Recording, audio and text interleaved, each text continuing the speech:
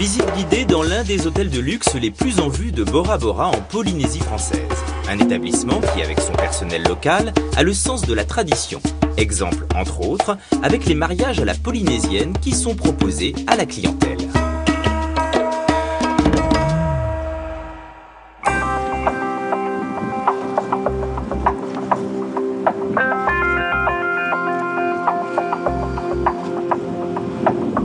La spécificité de tous les hôtels qu'on a ici à Bora Bora, c'est qu'ils ont été construits sur pilotis au milieu du lagon.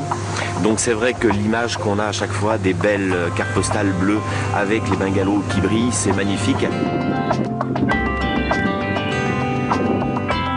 Cet hôtel est vraiment intégré dans la culture polynésienne avec les toitures en pandanus, le bambou, les bambous lattés, le bois d'aïto qui a été utilisé pour donner vraiment un esprit polynésien. Et puis 95% des employés de l'hôtel sont des employés locaux polynésiens et pour la plupart qui sont là depuis pratiquement l'ouverture de l'hôtel.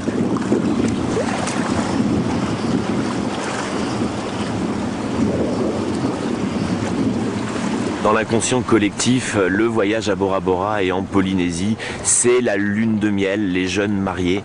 Alors il est vrai qu'une grande partie de l'année, la majorité des clients sont des... Alors je dirais jeunes et moins jeunes, parce qu'on a aussi des gens qui rêvent de la Polynésie depuis des années, et puis qui viennent célébrer leur anniversaire de mariage, le 20e, le 30e, le 40e.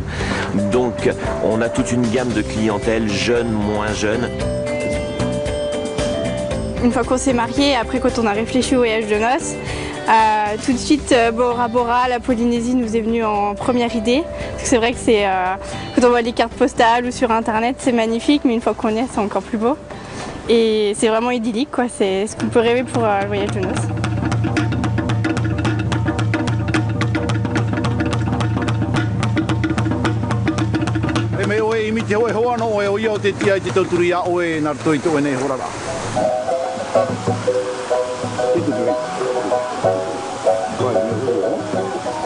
Nous vénérons le vent et implorons de nous faire guider et de nous protéger à travers notre vie doucement et calmement.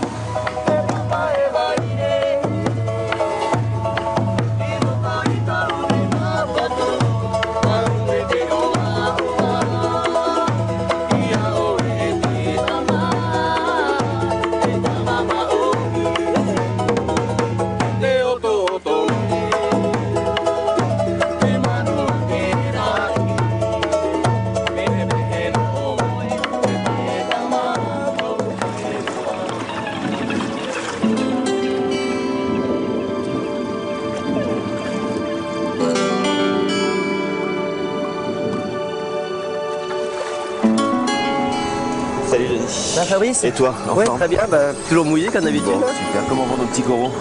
Pas mal, hein, pas mal du tout. L'eau est claire, pas trop chaude, donc c'est vraiment super. Je suis biologiste marin, océanographe, universitaire, et voilà, je suis arrivé ici avec ces compétences au départ. Les coraux sont des animaux très fragiles. Et donc on récupère tous ces coraux en perdition pour les amener dans des sites protégés qu'on appelle des aires marines protégées gérées, puisqu'on les gère. On fait de la maintenance dans ces jardins, on passe ici hebdomadairement et on arrive à recréer des havres de paix, des zones qui sont sous moins de pression, puisque ici la seule pression qu'on a c'est d'avoir des gens comme nous qui se promènent régulièrement avec des combinaisons noires et des ceintures de plomb. Donc évidemment les poissons, ils se sont vite rendus compte qu'on leur voulait pas de mal. Et donc après on n'a pas de chasseurs, pas de pêcheurs, donc la pression en effet est beaucoup moins forte. Donc les animaux sont beaucoup plus cool. Et sur une surface telle que celle qu'on a sur cet hôtel, il y a une grande variété de poissons. On est parti au point zéro avec quelques sols tropicales et quelques herbivores broutant les piliers, à environ estimé la dernière fois, donc il y a quelques années, à 75 espèces de poissons, ce qui est énorme. Donc c'est quand même très très gros pour une zone où il y a 1,20 m d'eau.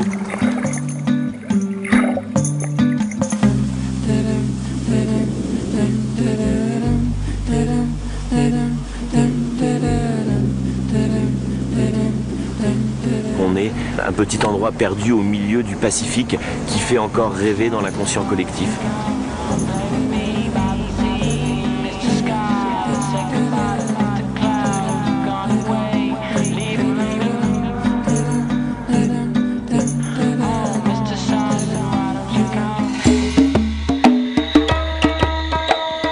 voyage.